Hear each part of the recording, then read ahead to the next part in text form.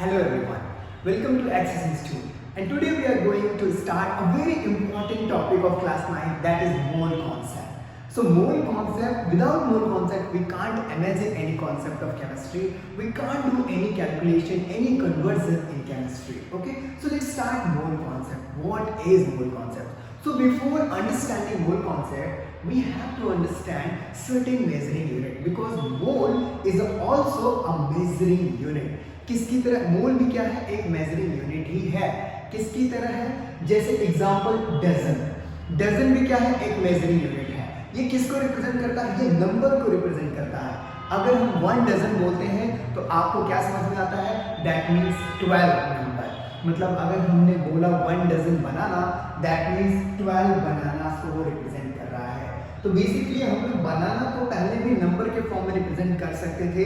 12 बनाना, 24 बनाना, 36 बनाना, ऐसे करके रिप्रेजेंट कर सकते थे. बट हम जब डजन के फॉर्म में इंडिकेट कर रहे हैं, रिप्रेजेंट कर रहे हैं, तो ये रिप्रेजेंटेशन क्या हो गया, इजी रिप्रेजेंटेशन हो गया, थोड़ा कंफर्टेबल रिप्रेजेंटेशन हो गया उसी नंबर का. तो मतलब डजन भी एक मेजरिंग यूनिट है, एक यूनिट है जिससे कि हम लोग नंबर को रिप्रेजेंट कर सकते हैं, नंबर ऑफ एंटिटीज को रिप्रेजेंट कर सकते हैं. जैसे 1 डजन एप्पल अगर हम बोलते हैं तो that means 12 number of Apple. ठीक है, तो ये क्या कर रहा है, ये नंबर को रिप्रेजेंट करने में और ज्यादा कंफर्ट दिला रहा है, और इजीली हम लोग इस यूनिट के फॉर्म में नंबर्स को रिप्रेजेंट कर सकते हैं. एक और एग्जांपल लेते हैं, जैसे कि डिकेड. तो डिकेड भी एक मेजरिंग यूनिट है जो किसको मेजर करता है, जो नंबर ऑफ ईयर्स को मेजर करता है.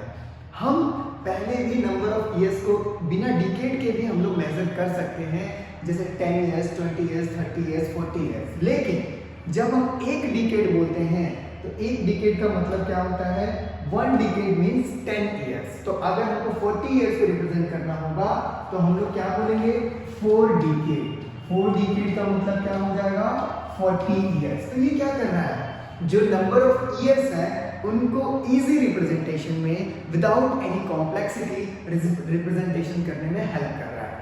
अगर कहीं 40 डिकेड्स लिखा हुआ है, 40 डिकेड्स का मतलब क्या हो जाएगा, 40 into 10 दैट इज 400 इयर्स. ठीक है, तो ये एक ऐसी यूनिट है, ये ऐसी यूनिट्स है जो हमें ईयर को रिप्रेजेंट करने में बहुत ही ज़्यादा हेल्प करता है, बहुत ही ज़्यादा कंफर्टेबली हम लोग ईयर को रिप्रेजेंट कर सकते हैं.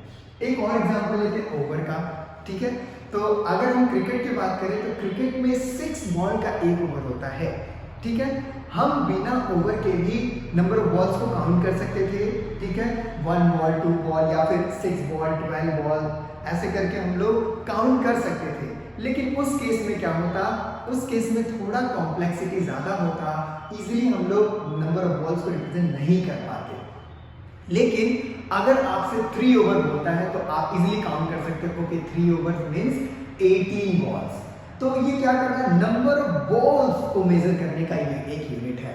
ऑल्दो हम लोग बॉल्स को नंबर के फॉर्म में रिप्रेजेंट कर सकते थे, लेकिन फिर भी ये मेजरिंग यूनिट क्या कर रहा है, ये measuring unit number of balls को मेजर करने में कंफर्ट ला रहा है. हम इजीली नंबर ऑफ बॉल्स को इस यूनिट के फॉर्म में रिप्रेजेंट कर पा रहे हैं.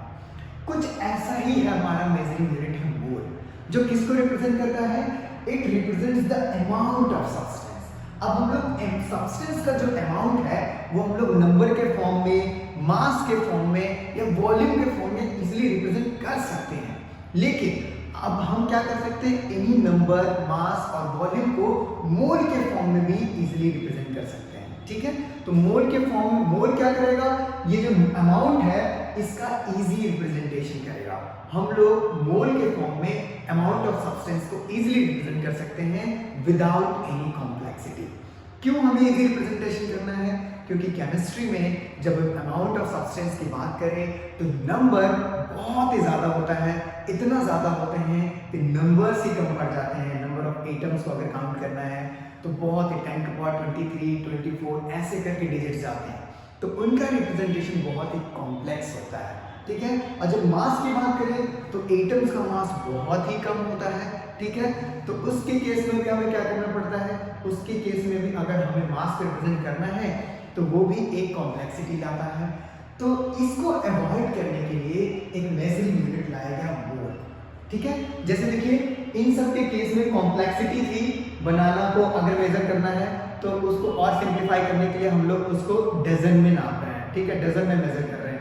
ईयर को और सिंप्लीफाई करने के लिए हम लोग डिकेड में या फिर सेंचुरी में भी हम लोग क्या कर सकते हैं, रिप्रेजेंट कर सकते हैं। वैसे ही क्रिकेट में बॉल्स को मेजर करने के लिए कि कितने बॉल डिलीवर हो चुके हैं, इसके लिए हम लोग क्या करते हैं, ओवर्स को फॉर्म में रिप्रेजेंट करते हैं। तो वैसे ही केमिस्ट्री में कोई भी अमाउंट ऑफ सब्सटेंस है, अमाउंट ऑफ सब्सटेंस को रिप्रेजेंट करने के लिए हम लोग एक मेजरिंग यूनिट, एक यूनिट का इस्तेमाल करते हैं, यूज करते हैं, जिसे हम लोग बोलते हैं मोल, ठीक है। तो यहाँ पे आपको एक मोल का आइडिया लग गया होगा कि मोल है क्या।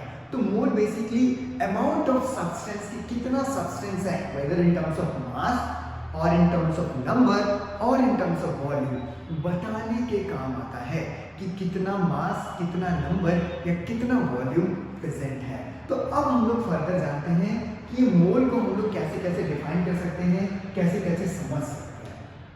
तो अभी मैंने बताया, तो मोल को हम लोग 3 कॉन्सेप्ट के थ्रू समझ सकते हैं, क्योंकि मोल तो एक होता है लेकिन इससे हमें 3 इंफॉर्मेशन निकल के सामने आती है। जैसे यहाँ देखिए, डजन एक है लेकिन सिर्फ हमें इससे नंबर पता चल रहा है, ठीक है। वैसे ही यहाँ पे डिकेड से सिर्फ ईयर पता चल रहा है, ठीक है। नंबर में किसी का भी नंबर हो सकता है, लेकिन डिकेड से सिर्फ हमें ईयर पता चल रहा है। लेकिन मोल से अगर हमको मोल पता है ना, तो हम उससे 3 इंफॉर्मेशन एक्सट्रैक्ट कर सकते हैं। क्या क्या? एक तो हम मास एक्सट्रैक्ट कर सकते हैं, नंबर एक्सट्रैक्ट कर सकते हैं, और एक सर्टेन कंडीशन पे हम लोग वॉल्यूम भी पता लगा सकते हैं, ठीक है। तो मोल को हम लोग 3 टर्म्स में डिफाइन कर सकते हैं। मोल को हम लोग 3 कॉन्सेप्ट से डिफाइन कर सकते हैं। Mole in terms of number of constituent particle, कि कॉन्स्टिट्यूएंट पार्टिकल दिए गए सब्सटेंस में कितना है, उसके टर्म में हम लोग मोल समझ सकते हैं। और दूसरा इन टर्म्स ऑफ मास, कि सब्सटेंस का मास कितना है, उसके टर्म्स में हम लोग मोल समझ सकते हैं।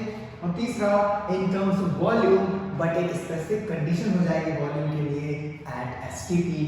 एसटीपी का मतलब होता है स्टैंडर्ड टेम्परेचर प्रेशर। मतलब हम अगर वॉल्यूम का कॉन्सेप्ट यूज कर रहे हैं तो टेम्परेचर और प्रेशर कांस्टेंट होना चाहिए। टेम्परेचर 273 केल्विन होना चाहिए और प्रेशर 1 एटमॉस्फेरिक प्रेशर होना चाहिए, तभी हम वॉल्यूम के टर्म्स में मोल को डिफाइन कर सकते हैं या फिर मोल को वॉल्यूम के टर्म में रिप्रेजेंट कर सकते हैं। तो बेसिकली मोल क्या है?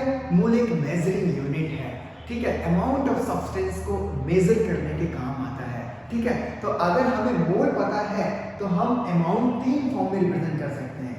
मास के फॉर्म में अमाउंट बता सकते हैं सब्सटेंस का, नंबर के फॉर्म में अमाउंट बता सकते हैं, और वॉल्यूम के टर्म में भी अमाउंट बता सकते हैं, ठीक है। तो मोल एक है लेकिन इसके काम 3 हैं, ठीक है।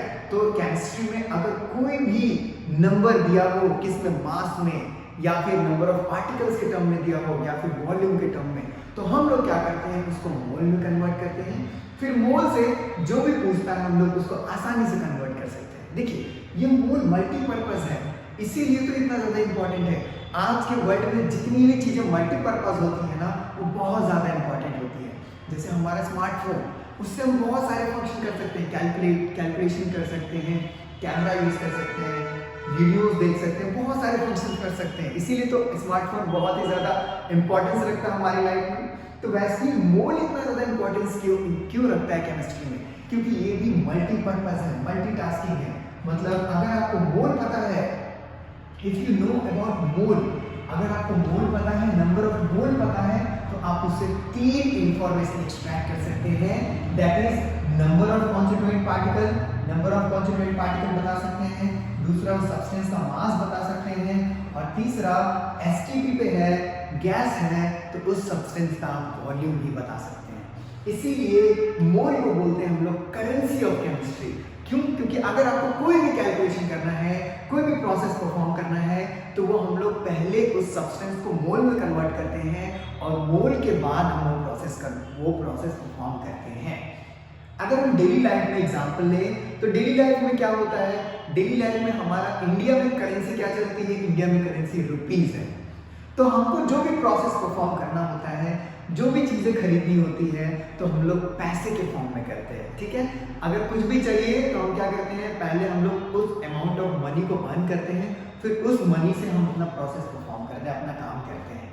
तो सिमिलरली केमिस्ट्री में भी कोई किसी भी मॉलिक्यूल को रिएक्ट कराना हो, प्रोडक्ट का अमाउंट बताना हो, वॉल्यूम बताना हो, नंबर बताना हो, तो वो हम लोग मोल के टर्म में बताते हैं। क्योंकि अगर हमें मोल पता है तो मोल क्या करता है, अमाउंट ऑफ सब्सटेंस का रिप्रेजेंटेशन बहुत ही ज़्यादा सिंप्लीफाई कर देता है, बहुत ही ईजी कर देता है।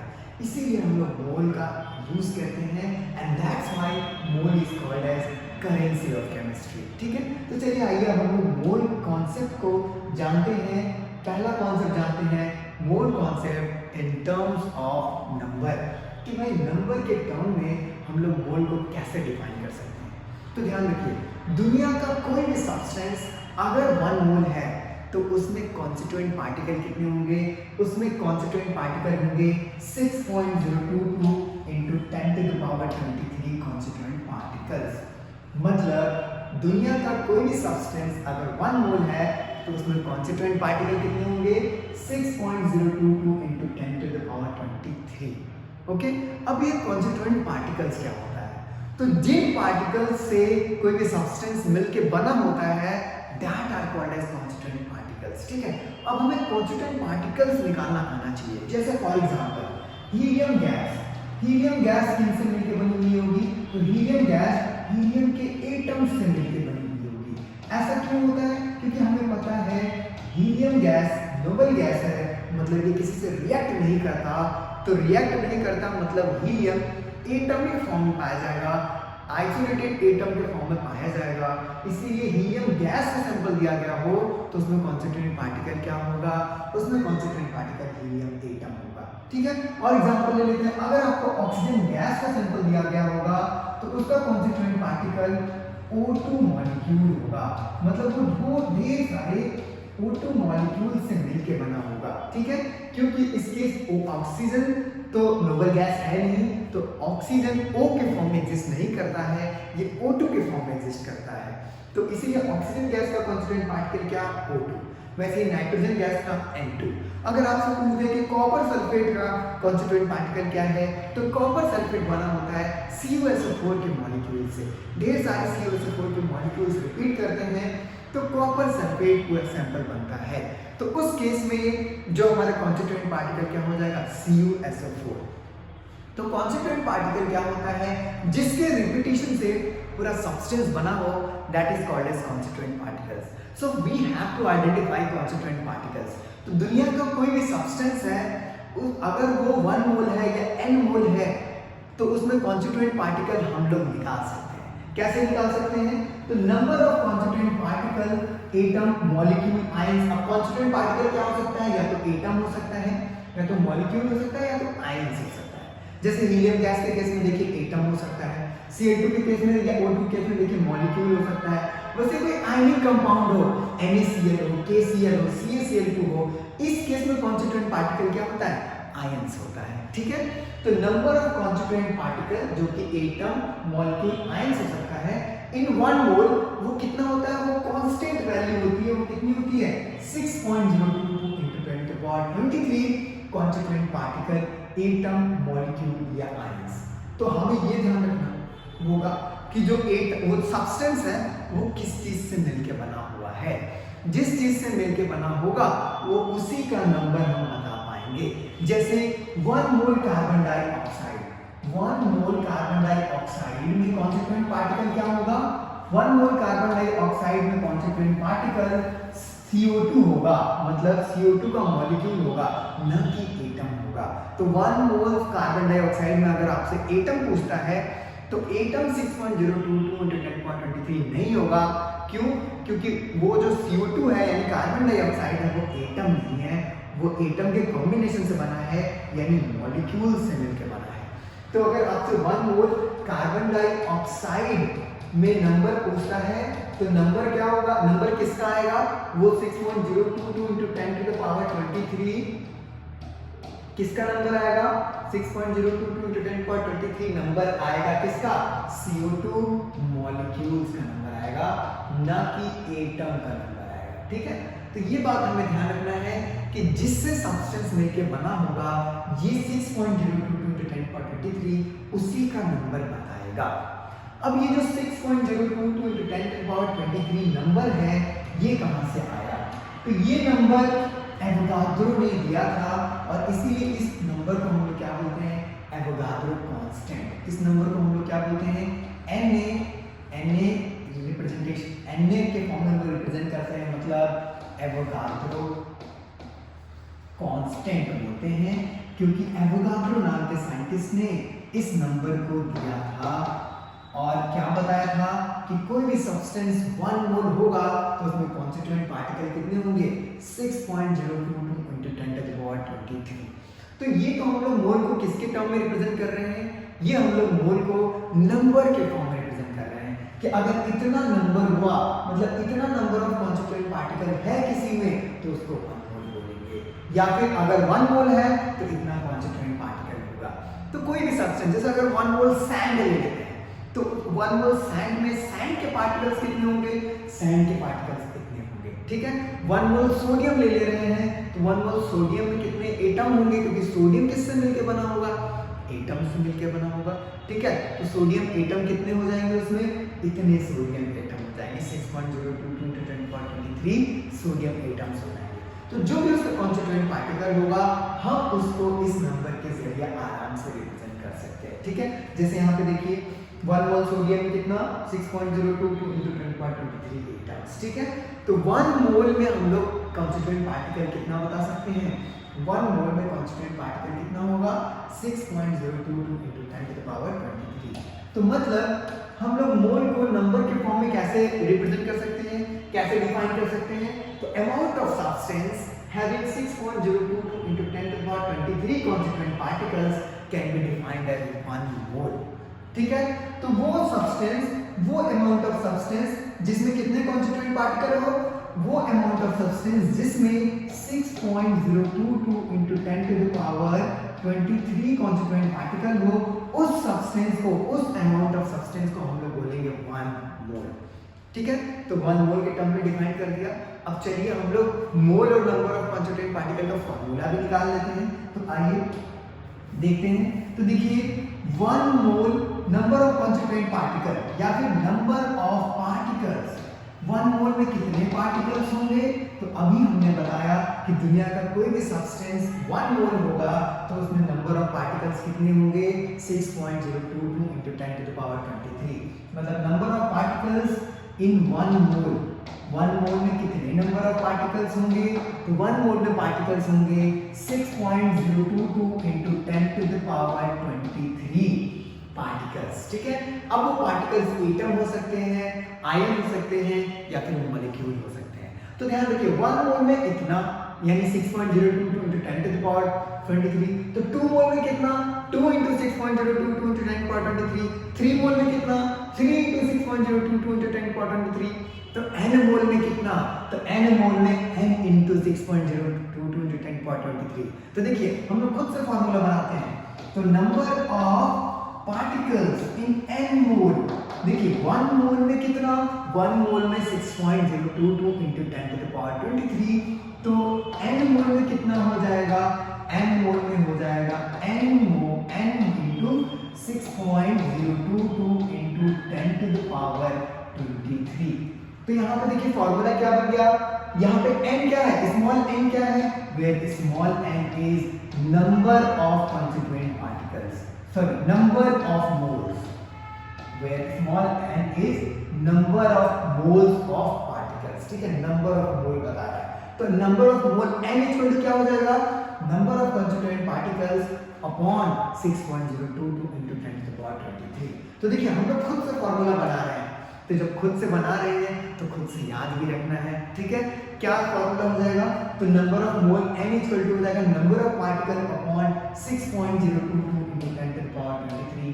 तो फॉर्मूला क्या बन के आएगा, number of mole n equal to number of particles upon 6.022 × 10⁻23, यानी एवोगाद्रो नंबर n में भी इसको हम लोग लिख सकते हैं।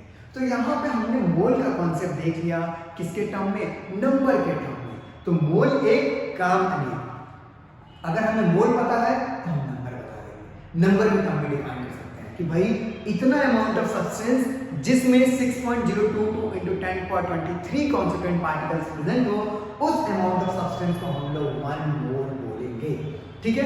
तो मोल का और हम लोग नंबर ऑफ कांस्टिट्यूएंट पार्टिकल्स का रिलेशन देख चुके हैं, ठीक है। तो अगर आपसे पूछता है find the number of constituent particle in 2 mole CO2, तो 2 मोल CO2 में कितना कांस्टिट्यूएंट पार्टिकल हो जाएगा? तो देखिए 2 मोल CO2 दिया है, अब CO2 में कांस्टिट्यूएंट पार्टिकल क्या होगा? CO2 होगा, ठीक है। नंबर किसका आएगा? CO2 का आएगा, ध्यान रखेंगे हम लोग, ठीक है।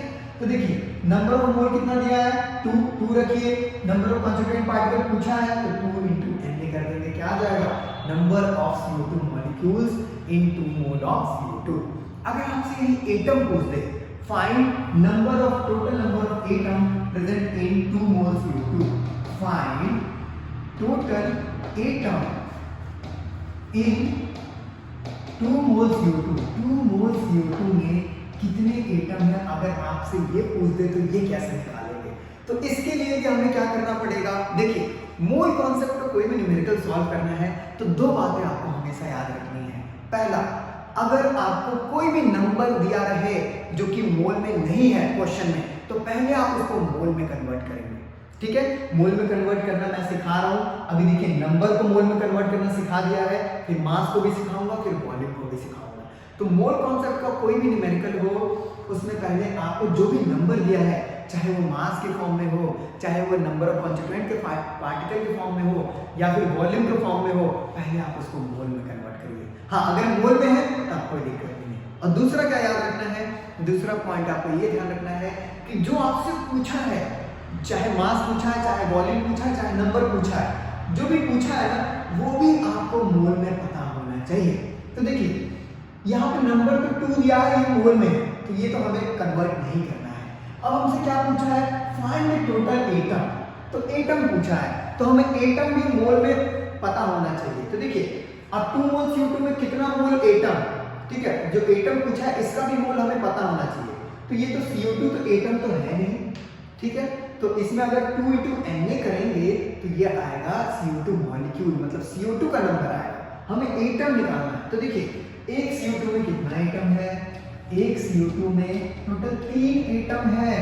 कहाँ 3 एटम है भाई? तो एक कार्बन का, 2 ऑक्सीजन का, 3 एटम। तो अगर 1 मोल CO2 होगा तो 3 मोल एटम होंगे। भाई देखिए एक CO2 में 3 एटम, 2 CO2 में 3 into 2 मतलब 2 into 3 एटम, 3 में 3 into 3 एटम। तो अगर ये 1 लाख CO2 होगा तो 3 into 1 लाख एटम हो जाएगा। तो ये जितना भी होगा 3 से मल्टीप्लाई कर देंगे। तो अगर ये 1 मोल CO2 हुआ, 1 मोल CO2 में कितना हो जाएगा? 1 मोल CO2 में 3 मोल एटम हो जाएगा, ठीक है। 3 मोल एटम, ठीक है। ये देखिए ये इसमें कितने एटम होंगे? 1 मोल CO2 में 3 मोल एटम, क्योंकि 1 CO2 में 3 एटम तो 1 मोल CO2 में 3 मोल एटम। तो ये हमें खुद से पता करना पड़ेगा कि भाई एटम कितना है। तो देखिए 1 मोल में कितना? 3 मोल एटम है। कितना मोल दिया है? 2 मोल CO2, तो 2 मोल में कितना हो जाएगा? 6 मोल एटम, ठीक है। तो आपको एटम निकालना है तो एटम का मोल कितना पता चल गया? 6 मोल एटम। 6 मोल एटम आपको पता चल गया कि 2 मोल CO2 में कितना मोल एटम है? 6 मोल एटम। तो अब आप नंबर ऑफ मोल की जगह 6 पुट करिए, ठीक है। तो नंबर ऑफ पार्टिकल क्या हो जाएगा? Number of atom. तो नंबर ऑफ एटम क्या आ जाएगा? 6 into Na। 6 into Na क्या आ जाएगा? Number of atom present in 2 moles of CO2। तो हमें ऐसे करना है, इस बात का ध्यान रखना है कि कोई भी हमसे जो भी पूछा है वो भी हमें मोल में पता होना चाहिए। तो अगर जो दिया है वही पूछा है तब तो Na से मल्टीप्लाई कर दीजिए। CO2 दिया है, CO2 का ही नंबर पूछा है, Na से मल्टीप्लाई कर दीजिए। लेकिन अगर CO2 का नंबर नहीं पूछा है तो पहले उसका मोल निकालिए जो पूछा है। तो हमसे एटम पूछा था तो हम एटम का मोल निकालिए। तो एक CO2 में 3 एटम थे तो 1 मोल CO2 में 3 मोल एटम होंगे। तो 2 मोल CO2 में 6 मोल एटम होंगे। अब 6 मोल एटम में हम लोग इस फॉर्मूले में पुट कर दिए 6, यहाँ नंबर ऑफ एटम कितना हो जाएगा? 6 into Na। तो ये आ गया number of atom present in 2 mole of CO2, ठीक है। तो इस तरीके से हम लोग बहुत इजीली मोल कॉन्सेप्ट का क्वेश्चन नंबर के टर्म में रिप्रेजेंट कर सकते हैं, नंबर के टर्म में सॉल्व कर सकते हैं। चलिए आइए नेक्स्ट कॉन्सेप्ट की तरफ, that is concept of mole in terms of मास। तो जैसे हम लोग नंबर रिप्रेजेंट कर सकते थे मोल के फॉर्म में, वैसे हम लोग मास को भी रिप्रेजेंट कर सकते हैं, या फिर अगर हमें मोल पता है तो हम मास भी बता सकते हैं। तो दुनिया का कोई भी सब्सटेंस अगर 1 मोल है तो उसका मास किसके बराबर होगा? उसका मास बराबर होगा उसके एटॉमिक या फिर मॉलिक्यूलर या फिर फार्मूला यूनिट मास के बराबर इन ग्राम्स। हम ये तीन फॉर्म क्यों बोल रहे हैं, atomic mass, molecular mass, formula unit mass क्यों बोल रहे हैं, क्योंकि वो सब्सटेंस या तो एटम से मिलकर बना हो सकता है, या तो मॉलिक्यूल से मिलकर बना हो सकता है, या तो आयन से मिलकर बना हो सकता है। तो अगर एटम से मिलकर बना होगा तो उसका हम लोग एटॉमिक मास लेंगे, अगर वो मॉलिक्यूल से मिलकर बना होगा तो उसका हम लोग मॉलिक्यूलर मास लेंगे, और अगर वो आयन से मिलकर बना होगा तो उसका हम लोग फार्मूला यूनिट मास लेंगे इन ग्राम्स। मतलब दुनिया का कोई भी सब्सटेंस अगर 1 मोल है तो आप उसका मास बता सकते हैं बिना मेजरमेंट किए, बिना कोई भी लैब एक्सपेरिमेंट किए, बिना कुछ भी किए आप उसका मास बता सकते हैं। बस अगर 1 मोल है तो उसका मास किसके बराबर होगा, उसका मास बराबर होगा एटॉमिक या फिर मॉलिक्यूलर या फिर फार्मूला यूनिट मास के बराबर इन ग्राम्स। अगर वो एटम से मिलके बना है तो आप उसका एटॉमिक मास लिख देंगे इन ग्राम, अगर वो मॉलिक्यूल से मिलके बना है तो उसका मॉलिक्यूल लिख देंगे, मॉलिक्यूलर मास लिख देंगे इन ग्राम, अगर वो फार्मूला अगर वो आयन से मिलके बना है तो आप उसका फार्मूला यूनिट मास लिख देंगे इन ग्राम्स। ठीक है, जैसे for example mass of 1 mole sodium atom, 1 mole sodium atom. ठीक है, तो यहाँ पे बोल दिया कि सोडियम एटम, तो मतलब ये एटम से मिलके बना है, तो 1 मोल सोडियम एटम यानी सोडियम एटम का मॉलिक्यूलर मास, एटॉमिक मास कितना होता है, क्योंकि एटम है तो एटॉमिक मास लेंगे, तो सोडियम का एटॉमिक मास कितना होता है, तो 23 होता है, तो वो किस में ले लेंगे, ग्राम। तो 1 मोल सोडियम एटम का मास कितना हो जाएगा, 23 ग्राम। वैसे अगर ले लें हम 1 मोल CO2 का मास, ठीक है, मास ऑफ 1 मोल CO2, तो इसका मास कितना हो जाएगा, इसका मॉलिक्यूलर मास निकालना पड़ेगा हमें। क्यों, क्योंकि CO2 is not an atom, it is a molecule. तो वो कैसे निकालेंगे, तो मॉलिक्यूलर मास निकालने के लिए एटॉमिक मास हम लोग सम कर देते हैं। तो कार्बन का एटॉमिक मास 12 प्लस ऑक्सीजन का एटॉमिक मास कितना 16 × 2, तो 32 + 12 = 44 U। लेकिन हम यहाँ जब मास की बात करेंगे तो वो आएगा 44 ग्राम।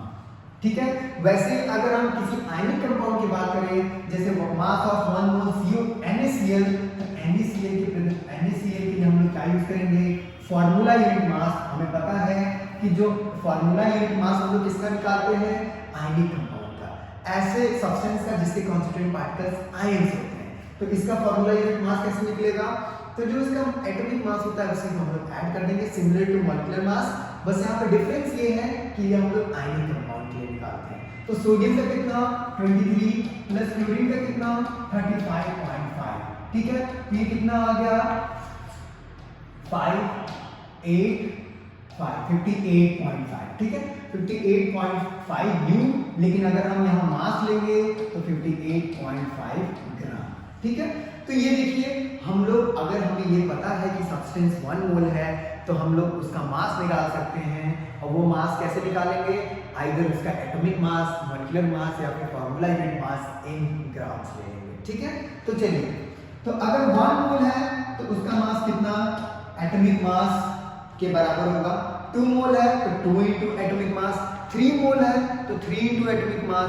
वैसे ही अगर n मोल है तो क्या हो जाएगा, n × एटॉमिक मास। तो चलिए आगे फार्मूला निकाल लेते हैं। ठीक है, फार्मूला निकाल लेते हैं हम लोग। ठीक है, तो क्या आ जाएगा, देखिए अगर हम लोग एक एग्जांपल ले कार्बन का, तो कार्बन के फॉर्म में हम लोग कैसे रिप्रेजेंट कर सकते हैं, तो कार्बन के 3 आइसोटोप होते हैं।